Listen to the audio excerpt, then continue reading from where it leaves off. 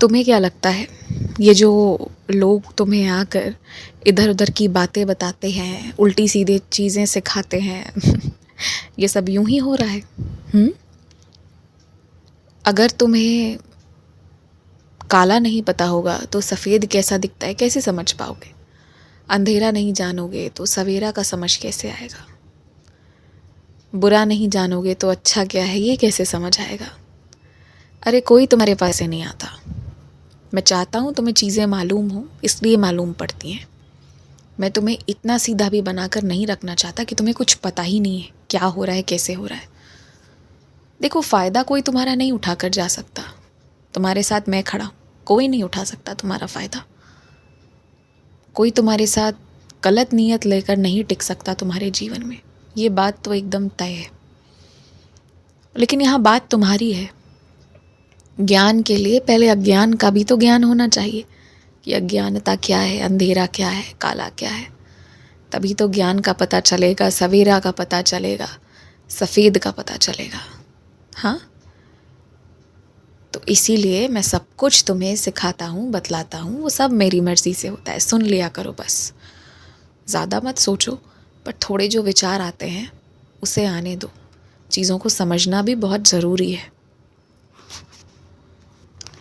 जब भी घर से बाहर निकलने वाले रहते हो और जो घर में तुमसे कुछ कुछ चीज़ें लाने को कहीं जाती हैं ना, जो तुम कहते हो हाँ ठीक है मैं ला दूँगा, हाँ ठीक है आ जाएगा, ऐसा मत कहा करो।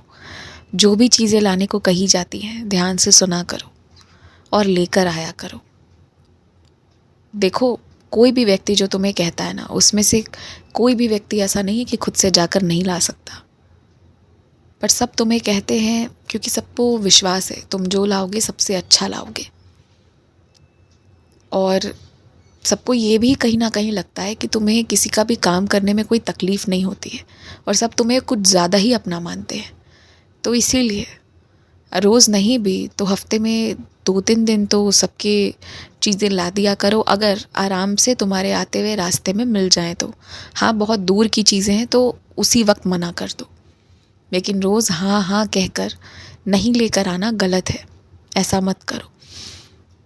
और जो घरेलू चीज़ें हैं ना, जैसे किचन में खाना बनने वाली चीज़ें या फिर किसी की स्वास्थ्य से जुड़ी हुई दवाइयाँ वगैरह हो गई, कोई विशेष प्रकार के फल फूल सब्ज़ी हो गए, ये सब में तो लापरवाही मत ही किया करो। खुद ही आगे बढ़ चढ़ कर सब कुछ लाकर रख दो।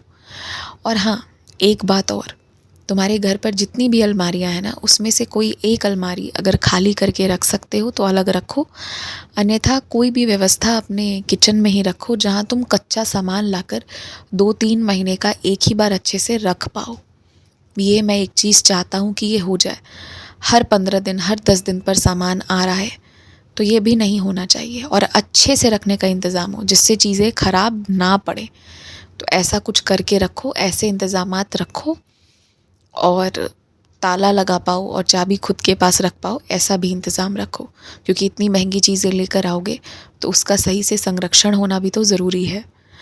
और घर को भी ना व्यवस्थित रखना एक बहुत बड़ी कला होती है। अब चाहे किसी को समझ आए या नहीं आए, मुझे समझ आता है, मैं जानता हूँ कि तुम कितने अच्छे से हर एक काम करते हो और करना चाहते हो।